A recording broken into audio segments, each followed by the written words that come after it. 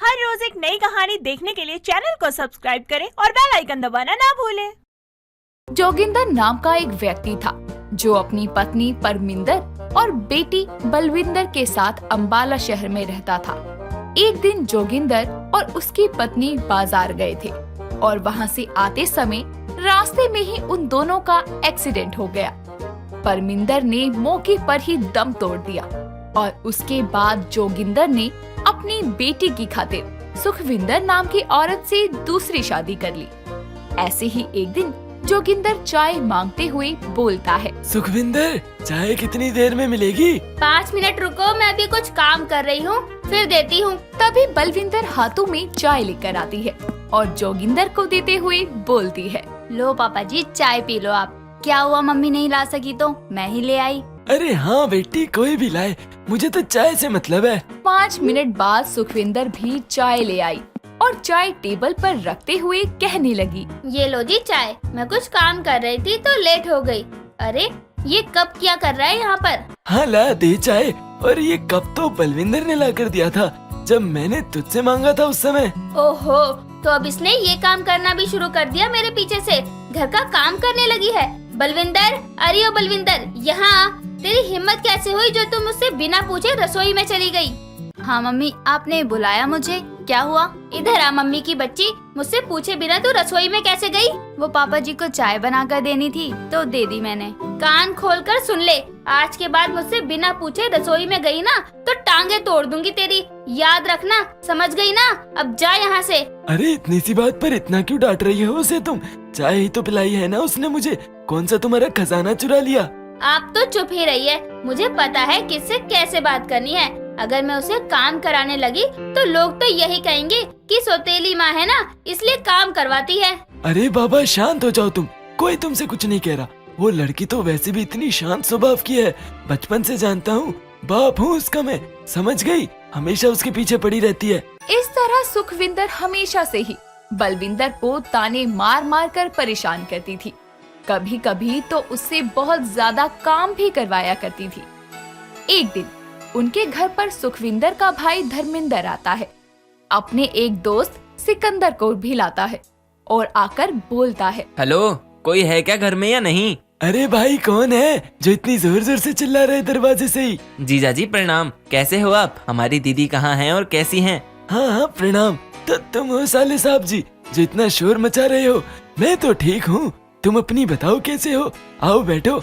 अरे सुखविंदर बाहर आओ, देखो कौन आया है आज घर में। तभी सुखविंदर अपने कमरे से बाहर आई और सामने अपने भैया को देखकर हैरान होते हुए बोली, अरे भैया आप यहाँ, वो भी इतने दिनों बाद, कैसे आना हुआ आपका? उसे बैठने तो दो जरा, क्या दरोगा की तरह सवाल पर सवाल किए जा रही हो? हाँ हाँ बैठो भैया, वो इतने दिनों बाद मिले हैं ना, इसलिए ज्यादा खुशी हो रही है। अच्छा चलो ठीक है, अब आप दोनों बात कीजिए, मैं तो वैसे भी ऑफिस ही जा रहा था, तो अब मैं चला, शाम को मिलते हैं फिर। हाँ हाँ जीजा जी आप जाइए, अभी हम शाम को मिलते हैं आपसे। बेटी बलविंदर, मेरा बैग तो ले आना।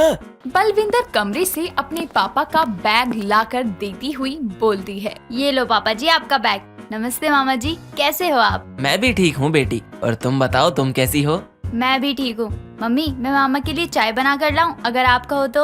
अरे हाँ हाँ जाओ बना लो, और साथ में नाश्ता भी बना लेना सबके लिए। चाय बनाने के बाद भी बलविंदर सारा दिन काम में ही लगी रही और उसको ऐसे लगातार काम करते हुए देखकर धर्मिंदर अपनी बहन सुखविंदर से कहने लगा, बहना सुनो तो जरा, ये मेरी भांजी ऐसे ही काम करती है सारा दिन या कुछ और भी करती है? अरे नहीं भैया, ये तो आज ही कर रही है, नहीं तो मैं ही सारा काम करती हूँ। लेकिन आप क्यों पूछ रहे हैं? वैसे बहन, तुमने इसकी शादी के बारे में क्या सोचा है?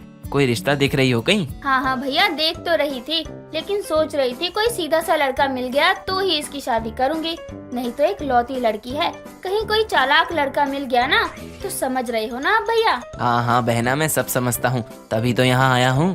क्या मतलब है भैया आपका? सुनो बहना, ये जो लड़का मेरे साथ आया है ना, ये भी अपने माता पिता का इकलौता लड़का है, लेकिन इसके माता पिता अब इस दुनिया में नहीं है और ये भी शादी के बाद विदेश में ही रहेगा, और इसको ऐसी ही लड़की चाहिए जो अकेली हो। उसके बदले में ये लड़की वालों को 50 लाख रुपए दे रहा है, तो अब बोलो बहन, क्या बोलती हो तुम? इतना सब सुनते ही सुखविंदर तुरंत ही राजी हो गई शादी कराने के लिए और अपने भाई से बोली। अरे भैया ऐसी बात है, मैं तो तैयार हूँ फिर शादी कराने के लिए। आपके जीजा जी को मनाना थोड़ा मुश्किल होगा पर। बहना तुम बस इस लड़की को मनाओ, जीजा जी को तो मैं पट्टी पढ़ा दूंगा, कुछ भी तुम चिंता मत करना। और हाँ, ये जो सौदे की बात है ना, सिर्फ हम तीनों को ही पता होनी चाहिए और किसी को भी नहीं, समझ गई ना? हाँ भैया वो सब तो ठीक है, लेकिन हम 2 हैं ना, तो आप तीसरा किसको कह रहे हो? ओहो बहना, तीसरा वो लड़का जो कि सौदा और शादी दोनों ही कर रहा है हमारे साथ। अरे हाँ भैया मैं समझ गई। इतने सारे रुपयों के लिए तो मैं कुछ भी करने को तैयार हूँ।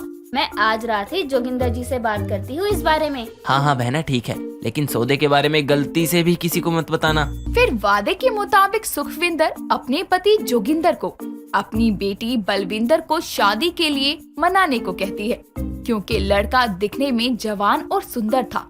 तो इस रिश्ते के लिए सब हाँ कर देते हैं और 1 हफ्ते बाद उनकी शादी रख देते हैं। लेकिन उस लड़के सिकंदर की सच्चाई का अभी किसी को नहीं पता लगा था। ऐसे ही अगले दिन जब बलविंदर छत पर कपड़े सुखा रही थी, तभी अचानक वहाँ सिकंदर फोन पर बातें करते हुए आता है और उसको बिना देखे ही बोलता है। हेलो सुनो, तुम मुझसे इस समय फोन मत किया करो, यहाँ शादी का माहौल चल रहा है और मैं नहीं चाहता तुम मुझे डिस्टर्ब करो। बस 2 दिन और सब्र कर लो, एक और लड़की लेकर आ रहा हूँ। खूबसूरत तो है ही, मगर पैसे वाली ज्यादा नहीं है, इसलिए माँ बाप गरीब है उसके।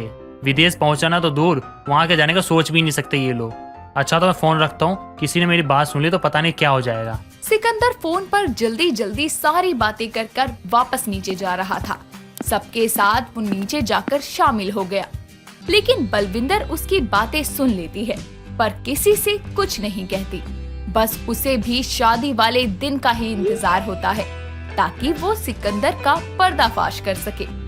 ऐसे ही 1 हफ्ते बाद शादी का दिन आ जाता है और उस दिन सभी मेहमान शादी में आए हुए थे। मंडप सजा हुआ था और दूल्हा दुल्हन मंडप में बैठे होते हैं। तभी बलविंदर बोलती है। मैं आप लोगों से माफी मांगती हूँ, आप सभी यहाँ से जा सकते हैं क्योंकि ये अब शादी नहीं होगी। अब ये कौन सा नया नाटक है तेरा? शादी नहीं करनी थी तो पहले नहीं बोल सकती थी? अब सबके सामने हमारी इज्जत का तमाशा क्यों बना रही है? ऐसा क्यों कर रही है तू? तेरे से जबरदस्ती तो नहीं करी थी हमने। अरे चुप करो तुम जरा, मैं बात करता हूँ अपनी बेटी से। इसने इतना बड़ा कदम उठाया है तो सोच समझ कर उठाया होगा ना? जी पापा, मैंने बहुत ही सोच समझ कर ये कदम उठाया है। आप बस 5 मिनट इंतजार कीजिए, आप खुद ही समझ जाएंगे। ठीक है बेटी, जैसा कहो। 5 मिनट बाद वहाँ पुलिस आ जाती है और बलविंदर ने सिकंदर की सारी सच्चाई सबके सामने रख दी कि सिकंदर शादी करके लड़कियों को यहाँ से ले जाकर विदेशी लोगों के हाथों बेच देता था और अपनी माँ और मामा जी को भी पुलिस के हवाले कर दिया, क्योंकि उन्होंने शादी के नाम पर उसका सौदा करके उसे एक बार फिर से सौतेली बेटी होने का एहसास दिलाया। चांदनी और उसका दोस्त रवीश एक ढाबे में खाना खाने के बाद सड़क पर टहल रहे होते हैं।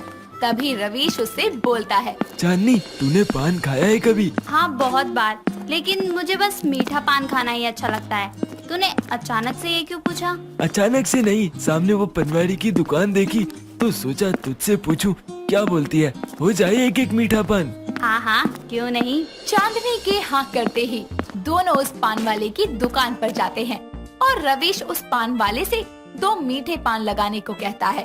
तभी चांदनी की नजर दुकान पर लटके एक छोटे से पैकेट पर जाती है जिस पर चुटकी लिखा होता है। उसे देखकर चांदनी रवीश से बोलती है। ओए रवीश, ये चुटकी क्या है? कोई खाने वाली चीज है क्या? चुटकी? अच्छा ये चुटकी, अरे ये तो माउथ फ्रेशनर है। तूने कभी ट्राई नहीं किया क्या? तू ट्राई करने की बात कर रहा है? मैंने तो इसका नाम भी पहली बार सुना है, चुटकी। कितना फनी नाम है ना यार। इसका टेस्ट कैसा होगा? अरे इतनी क्यूरियोसिटी तो ये ले, जब तक भैया पान लगा रहे हैं तो इसे खा के ही देख ले। इतना कहकर रवीश उसे एक पैकेट फाड़ कर देता है और चांदनी उसे खाते ही बोलती है। अरे यार ये तो मीठी है। क्यों, अच्छी नहीं लगी क्या? अबे घोचू, मैंने ऐसा कब कहा? ये मीठी है पर बढ़िया है। भैया आप मुझे 2-3 और दे दो। अबे ओ, माउथ फ्रेशनर है, इतने लेकर क्या करेगी तू? तेरा क्या घट रहा है? ज्यादा पैसे की थोड़ी है, 1 रुपए की तो आती है, लेने देना। ठीक है, चिल्ला क्यों रही है इतना? इतना बोलकर वो चुटकी के 3-4 पैकेट ले लेती है और रवीश भी अपना पान ले लेता है, जिसके बाद वो दोनों वहाँ से चले जाते हैं। ऐसे ही समय बीतता है और चांदनी उस दिन के बाद से वही चुटकी सुपारी खाने लगती है। और एक दिन वो अपने घर में बैठकर अपनी माँ रितिका के साथ टीवी देख रही होती है और अपनी पॉकेट से चुटकी निकालकर खाने लगती है। तभी उसकी माँ बोलती है, ओए चंदू, ये पान मसाला खाने की आदत कहाँ से लगा ली तूने? फेंक इसे अभी के अभी। अरे माँ, ये कोई पान मसाला नहीं, चुटकी माउथ फ्रेशनर है और खाने में मीठा लगता है। मुझे तो बड़ा ही मस्त लगता है। आपको भी दूं? अकल वकल है कि नहीं? कुछ भी खाती रहती है। ये फालतू की चीजें खा खा कर ही पेट भर लेती है ना, तभी तो एक रोटी खाती है। मत खाया कर ये सब, समझी? अरे माँ चिल ना, ये गुटका वुटका थोड़ी है जिससे कोई नुकसान हो, मीठी सुपारी जैसा ही तो है बस। उसके इतना कहते ही उसकी माँ अपने सर को पकड़ लेती है। पर चांदनी कहाँ अपनी माँ की बात सुनने वाली थी। वो जब देखो चुटकी सुपारी खाने लगती है और ऐसे ही समय बीतता जाता है और उसकी शादी अनुज नाम के एक लड़के से हो जाती है। लेकिन शादी के बाद भी वो चुटकी सुपारी खाना नहीं छोड़ती। लेकिन वो अपने पति और सास को अपनी इस आदत के बारे में नहीं बताती और छुप छुप कर चुटकी खाया करती और उसके पैकेट को ऐसे ही कहीं भी फेंक दिया करती। एक दिन उसकी सास गोमती हॉल में झाड़ू लगा रही होती है। तभी उसे सोफे के नीचे से बहुत सारे चुटकी के रैपर मिलते हैं और वो अनुज को आवाज लगाते हुए बोलती है, अनुज, अरे ओ अनुज, इधर तो आना। हाँ माँ, बोलो क्या हुआ? तूने कब से ये चुटकी सुपारी खाना शुरू कर दिया? शादी से पहले तो तुझे कोई आदत नहीं थी। माँ क्यों मजाक कर रही हो? मैं ये बेकार की चीजें नहीं खाता, ना ही मुझे ऐसी कोई आदत है। देख सच बोल, वरना तेरे अलावा कौन खाएगा। और ये देख, झाड़ू लगाने पर कितने रैपर निकले हैं। सच में माँ, मुझे ऐसी कोई आदत नहीं है। अनुज के बार बार मना करने पर भी गोमती को विश्वास हो जाता है। लेकिन वो मन ही मन में बोलती है, जब ऐसी चीज घर में कोई खाता ही नहीं है तो इतने सारे रैपर सोफे के नीचे कोई भूत रख कर गया है क्या?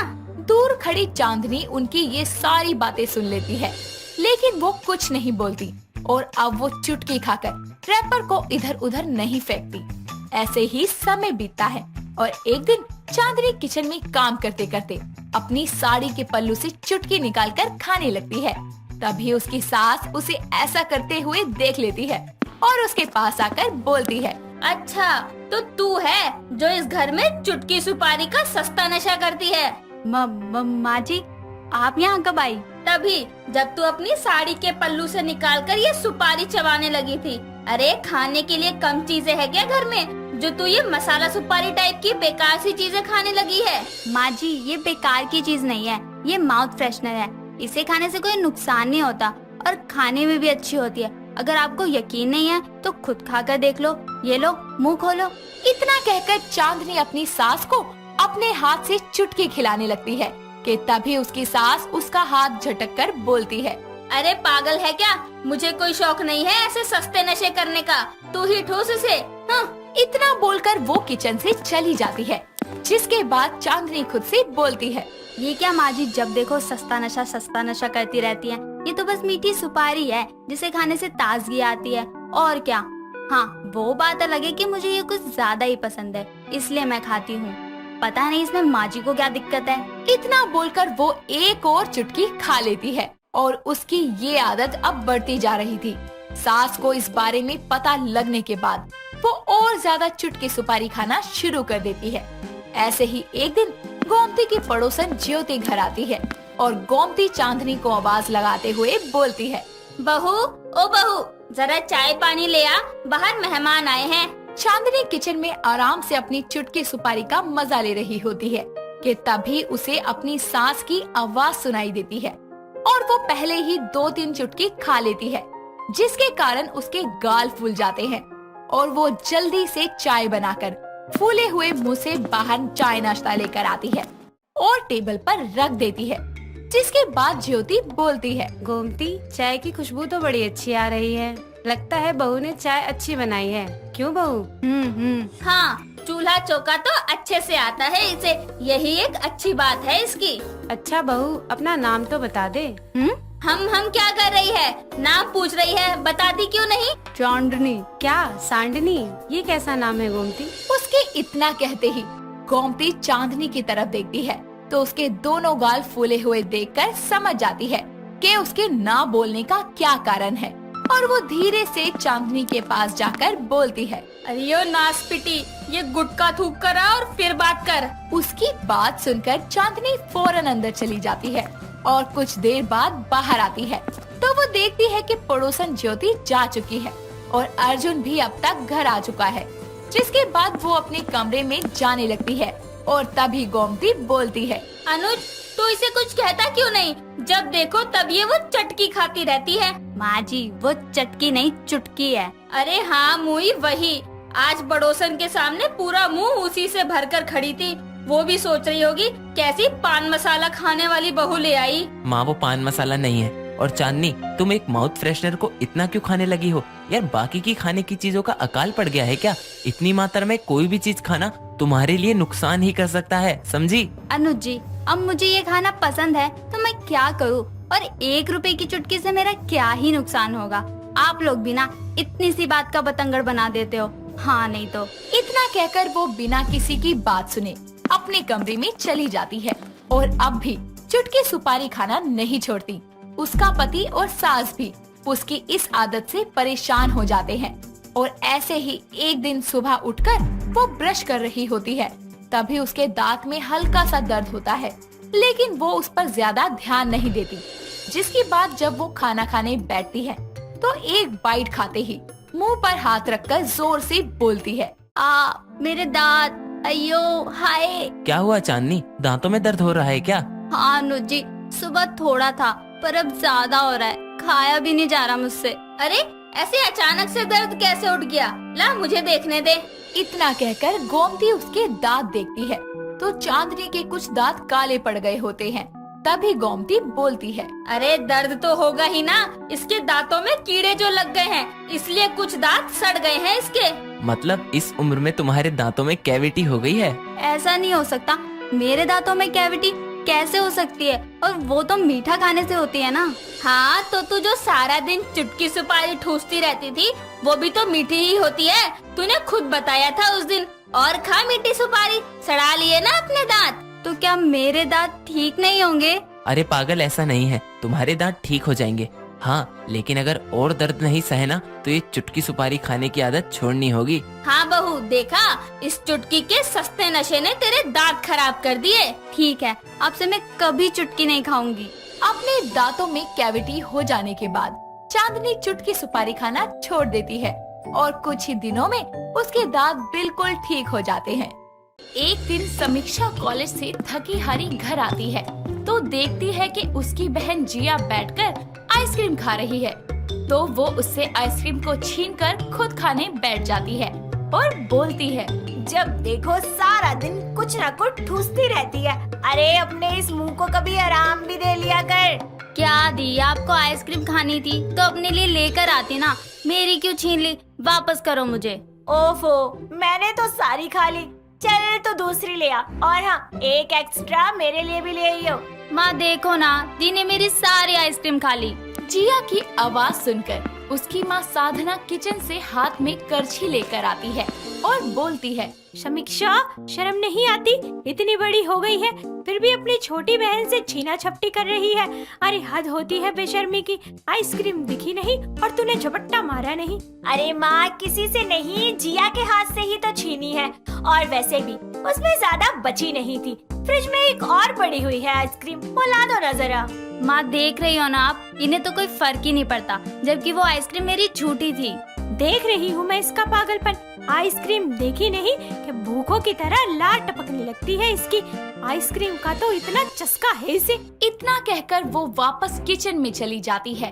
तो यहाँ आपको पता लग ही गया होगा कि समीक्षा आइसक्रीम की कितनी बड़ी शौकीन है। चाहे जो भी मौसम हो, उसे आइसक्रीम खानी है तो खानी ही है, चाहे वो कितनी ही कड़कड़ाती ठंड में ही क्यों ना हो। ऐसे ही एक दिन जमा देने वाली ठंड में समीक्षा एक आइसक्रीम पार्लर के सामने खड़ी होकर बड़े ही मजे से आइसक्रीम खा रही होती है। तभी अंकुश नाम का एक लड़का उसके पास से गुजरता है और उसके बहुत ही पास से एक कार होकर निकलती है, जिससे बचने के कारण वो थोड़ा पीछे होता है, जिससे समीक्षा का मुंह उसके आइसक्रीम में जा लगता है और उसके पूरे फेस पर आइसक्रीम लग जाती है। और वो बोलती है, ये कौन पागल है जिसने मेरी आइसक्रीम मुंह पर लगाकर मुझे उससे खाने से वंचित कर दिया? ओह आई एम सो सॉरी, मुझसे गलती से हो गया। अरे सॉरी वॉरी बाद में बोल लेना, पहले मेरे फेस से आइसक्रीम साफ करो, ठंडी लग रही है, जल्दी करो यार। अरे हाँ हाँ अभी करता हूँ। इतना कहकर वो अपनी पॉकेट से रुमाल निकालकर उसका फेस साफ करता है और बोलता है, अब ठीक है? हाँ कितनी ठंडी है आइसक्रीम, इसने तो मेरे फेस की कुल्फी ही जमा दी। अब पता चला कि माँ ठंड में आइसक्रीम खाने पर इतना गुस्सा क्यों करती है। सॉरी गलती से हो गया। अरे सॉरी कहने से क्या होगा, सॉरी तो मैं एक्सेप्ट कर लूंगी, लेकिन तब जब तुम इसकी भरपाई मुझे मेरी फेवरेट आइसक्रीम खिलाकर करोगे। यूजुअली ऐसी सिचुएशन में लड़की को अपने मेकअप की फिक्र होती है, लेकिन लगता है तुम्हारे लिए मेकअप से ज्यादा आइसक्रीम मैटर करती है। ओ मिस्टर, तुम्हारी बातें नहीं आइसक्रीम मांगी है, दिला रहे हो या मैं जाऊँ? अरे तो मैंने कब मना किया? भैया दीजिए ना आइसक्रीम। इतना कहने पर आइसक्रीम वाला समीक्षा को आइसक्रीम देता है और वो बड़े ही मजे से आइसक्रीम खाने लगती है। उसे देखकर अंकुश मन ही मन में बोलता है, कितनी अजीब है ये, इतनी ठंड में इसके हाथ पैर कांप रहे हैं, फिर भी कितने मजे से आइसक्रीम का मजा ले रही है। समझ नहीं आ रहा इसे पागल कहूँ या नमूना। ओ हेलो, आइसक्रीम चाहिए तो दूसरी ले लो ना, मेरी वाले को क्यों घूर घूर कर देख रहे हो? तुम्हारे देखने से कहीं वो जमीन पर न गिर पड़े। हाँ हाँ ठीक है, शांति से खा लो, नहीं देखता बस। जिसके बाद वो दोनों आपस में बातें करने लगते हैं और अपना नंबर भी एक्सचेंज कर लेते हैं। धीरे धीरे वो लोग मिलने लगते हैं और फिर एक दूसरे के प्यार में पड़ जाते हैं। जिसके बाद दोनों अपने पेरेंट्स को भी अपने प्यार के बारे में बताते हैं और उनकी सहमति से दोनों की शादी हो जाती है और वो एक नई जिंदगी की शुरुआत करते हैं। लेकिन समीक्षा अपनी आइसक्रीम खाने की आदत को अब भी नहीं छोड़ पाती, जिसके कारण वो हमेशा आइसक्रीम खाती रहती। ऐसे ही एक दिन गर्मियों के मौसम में वो बाजार से भागी भागी घर आती है और उसे ऐसे हड़बड़ाहट में आता देखकर उसकी सास अर्चना बोलती है, अरे बहू, ऐसे मिल्खा सिंह क्यों बनी जा रही है? कहाँ भाग रही है? अरे माँ जी, आप क्यों हाय तौबा मचा रही हैं? 2 मिनट रुकिए, अभी बताती हूँ। इतना कहकर वो थैले से आइसक्रीम निकालकर खाने लगती है और खाते ही बोलती है, नत्तरी की, जिसका डर था वही हुआ, आइसक्रीम भी पिघल गई और पैसा भी बर्बाद हो गया। अरे ओ दिमाग से खाली इंसान, इसलिए पागलों की तरह भाग कर आई है। और ये क्या, तेरी आइसक्रीम ने तो मेरी सब्जियां भी खराब कर दी। हाय मेरी सब्जियां। क्या माँ जी, आपकी सब्जियां तो धुल जाएंगी, लेकिन मेरी आइसक्रीम थोड़ी ना वापस आएगी। इतनी दूर से भागती हुई आ रही हूँ। अरे तो जहाँ खरीदी थी वहाँ खा लेती ना, घर लाने की कौन सी खुजली मची हुई थी तेरे को? माँ जी देखिए, एक तो मेरी आइसक्रीम गिर गई, मैं इसलिए बहुत परेशान हूँ। दूसरा, आप चिल्ला चिल्ला कर मुझे इरिटेट मत करो। इतना बोलकर वो अपने कमरे में चली जाती है और ऐसे ही समय गुजरता है और फिर सर्दियाँ दस्तक देती है और इस ठंड के मौसम में भी समीक्षा का आइसक्रीम खाना और बढ़ जाता है। और एक दिन वो फ्रीजर में से आइसक्रीम निकालकर सोफे पर बैठकर खाने लगती है। तभी थोड़ी देर में उसके साथ हाथ को मसलते हुए वहाँ आती है और उसे आइसक्रीम खाता देखकर बोलती है, बहू, ये कौन सा नया तरीका है खुदकुशी करने का? क्या बातें कर रही हैं माँ जी? खुदकुशी करे मेरे दुश्मन जो मेरे आइसक्रीम खाने से जलते हैं। अरे तो इतनी ठंड में ये बर्फ जितनी ठंडी आइसक्रीम खाकर करतब कर रही है क्या तू? बीमार पड़ना है क्या तुझे? वो बोल ही रही होती है कि तभी अंकुश घर आकर बोलता है, माँ मेरे हाथ तो जम ही गए, कितनी सर्दी है आज, एक कप गर्मा गर्म कॉफी पिला दो प्लीज। बहू, तेरे कानों में आवाज नहीं गई क्या? जाकर कॉफी बना दे जल्दी से। अरे माँ जी, अभी मेरी आइसक्रीम खत्म ही कहाँ हुई है, आप ही बना दो ना। वो सब छोड़ो, तुम इतनी ठंड में फिर से आइसक्रीम खाने लगी? अरे यार गला खराब हो जाएगा तुम्हारा, समझती क्यों नहीं तुम? वही तो बेटा, मैं भी इसे यही कह रही थी कि अगर आइसक्रीम इतनी ही पसंद है तो थोड़ी देर पहले निकाल कर रख दे फ्रिज से, ताकि ठंडक कुछ कम हो जाए उसकी। अब क्या आप दोनों मेरे आइसक्रीम खाने पर भी पाबंदी लगाओगे? इतना कहकर वो किसी की सुने बिना अपनी आइसक्रीम लेकर कमरे में चली जाती है और ऐसे ही रोज अलग अलग फ्लेवर की आइसक्रीम खाती रहती है। ऐसे ही दिन बीतते हैं और एक दिन वो पूरा दिन चुपचाप रहती है और आइसक्रीम भी नहीं खाती, जिस पर उसकी सास बोलती है, तेरी तबीयत तो ठीक है ना? क्योंकि सुबह से तेरे मुंह से एक शब्द नहीं फूटा अभी तक। हाँ तो बता क्या हुआ। उसके इतना कहने पर समीक्षा अपने गले पर हाथ रखकर सर को हिलाती है और उसके ये इशारे अर्चना को समझ नहीं आते, जिसके बाद वो पेपर पेन लेकर लिखना शुरू करती है। तभी वहाँ अंकुश आता है और समीक्षा लिखकर वो पेज अंकुश को देती है। तभी अर्चना बोलती है, अरे क्या लिखा है देख तो बेटा, कहीं इसने मौन धारण तो नहीं कर लिया। माँ जी, वो मेरे गले में खराश सी हो गई है, कुछ बोलने पर भी दर्द हो रहा है, ऐसा लग रहा है जैसे गला छिल गया हो। आप लोग बताइए मैं इसे कैसे ठीक करूँ? ये तो होना ही था। लो हो गया काम, और ठूस ले आइसक्रीम। छोड़ो माँ, ये सब कहने से क्या फायदा, वो पहले ही बहुत तकलीफ में है। हाँ हाँ जानती हूँ, एक काम कर बहू, गर्म पानी के गरारे कर, थोड़ा आराम मिलेगा। वो सब ठीक है माँ, पर मुझे लगता है हमें डॉक्टर की सलाह भी ले लेनी चाहिए। हेल्थ के मामले में रिस्क लेना सही नहीं होगा। इतना कहकर वो उसे क्लिनिक लेकर जाता है और वहाँ डॉक्टर उसके गले को चेक करके उससे बोलता है, देखिए इनके गले में इन्फेक्शन हो गया है, जिसकी वजह से इन्हें बोलने में दिक्कत आ रही है। इसीलिए आपको ध्यान रखना होगा कि ये कोई भी ठंडी चीज ना खाएं। अगर इन्होंने अब कुछ भी ठंडा खाया तो इनका गला खाना खाने क्या पानी पीने लायक भी नहीं बचेगा। सुना ना समीक्षा, डॉक्टर ने क्या कहा? जिसके बाद वो डॉक्टर की लिखी दवाइयाँ लेकर वहाँ से चले जाते हैं और समीक्षा ठंडी चीजें खासकर आइसक्रीम से परहेज करना शुरू कर देती है और धीरे धीरे उसका इन्फेक्शन बिल्कुल खत्म हो जाता है और वो पहले जैसे ही बोलने लगती है। और उसके बाद वो कभी कभी ही आइसक्रीम को खाया करती, हमेशा नहीं। दोस्तों, अगर आपको ये कहानी पसंद आई तो इसे लाइक करें, शेयर करें और कमेंट करके बताएं कि कहानी में आपको सबसे अच्छा क्या लगा।